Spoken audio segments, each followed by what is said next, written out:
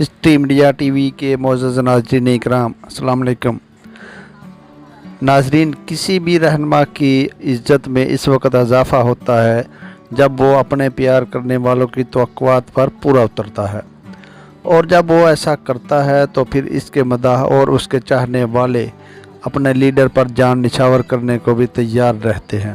اور اسے کبھی بھی شکست کا سامنا نہیں کرنے دیتے۔ اور جب بات ہو رہی ہو طیب اردگان کی تو ان کی پھر کیا ہی بات ہے، کیونکہ اردگان کے چاہنے والوں نے ایک بار پھر یہ ثابت کیا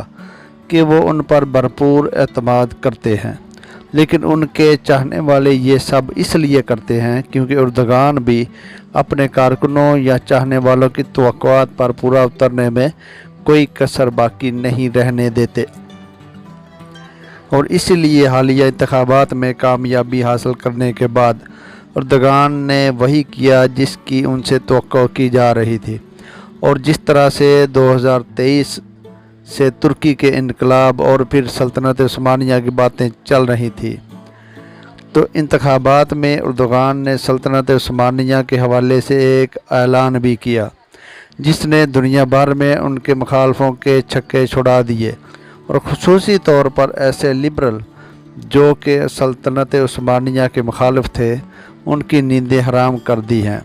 لیکن یہ سب کیسے ہوا اور اردگان نے عوام میں کھڑے ہو کر کیسے سلطنت عثمانیہ کی یاد تازہ کی،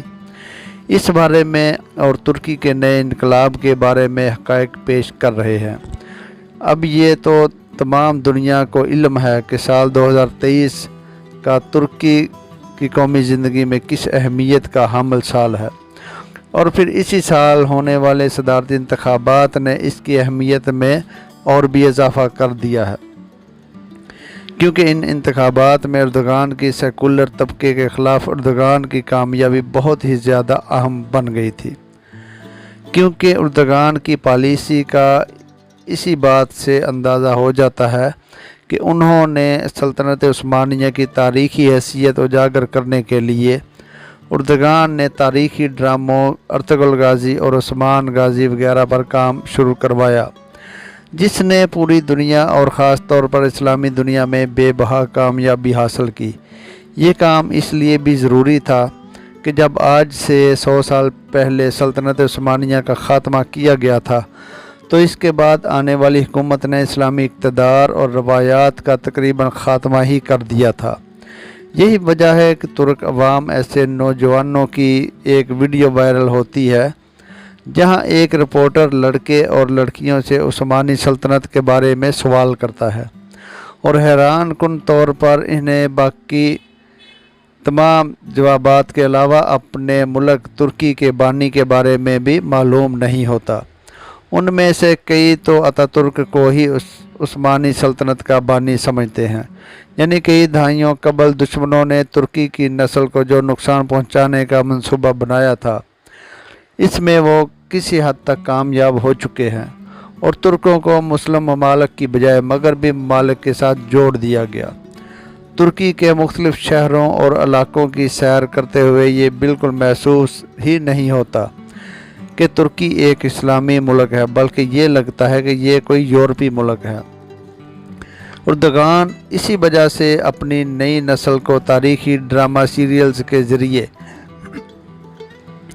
ان کو ان کی پرانی شناخت دینا چاہتے تھے، اور اس میں وہ کامیاب بھی رہے۔ اردگان نے انتخابات میں کامیابی کے اگلے دن ہی عوامی اجتماع میں خطاب کیا اور کہا کہ سلطنت عثمانیہ کو قسطنطنیہ کو فتح کیے ہوئے 570 سال ہو چکے ہیں، کیونکہ عثمانیوں کے دور میں قسطنطنیہ کو فتح کرنا ہماری تاریخ میں ایک ٹرننگ پوائنٹ ثابت ہوا ہے جس نے ایک صدی کو ختم اور ایک نئے باب کو آغاز کر دیا تھا، اور اردگان کا یہ انتخابات میں کامیابی حاصل کرنا بھی ایک ٹرننگ پوائنٹ ہے۔ اردگان نے عوامی اجتماع میں سلطنت عثمانیہ سے اپنی محبت کا اظہار کیا اور پھر یہ بھی کہا کہ یہ صدی ترکی کے لیے بہت اہمیت کی حامل ہے، کیونکہ 2023 میں معاہدہ لوزان بھی ختم ہو رہا ہے اور جدید ترکی کی 100 سالہ تقریبات بھی ہیں۔ इस मौका पर उर्दगान ने सल्तनत उस्मानिया की बहाली की जानब इशारा दे दिया है और ये भी कहा है कि सल्तनत उस्मानिया के दौरे हुकूमत में तमाम अवाम को इंतहाई बुनियादी तौर पर खुशहाली मैसर थी और मुसलमान दुनिया की एक सुपर पावर थे। इसलिए लगता है कि सल्तनत उस्मानिया की बहाली की जानब ही कदम उठाना पड़ेगा, जो कि इस बात का बेयन सबूत है कि तैयब उर्दगान के जहन में क्या प्लानिंग चल रही है और वो सल्तनत उस्मानिया की बहाली की जानब गामजन होने के बारे में कितने सीरियस हैं और वो इस पहलू को जल्द से जल्द हासिल करना चाहते हैं और वो इस बहाली को जल्द से जल्द पाया तकमील तक पहुंचाना चाहते हैं।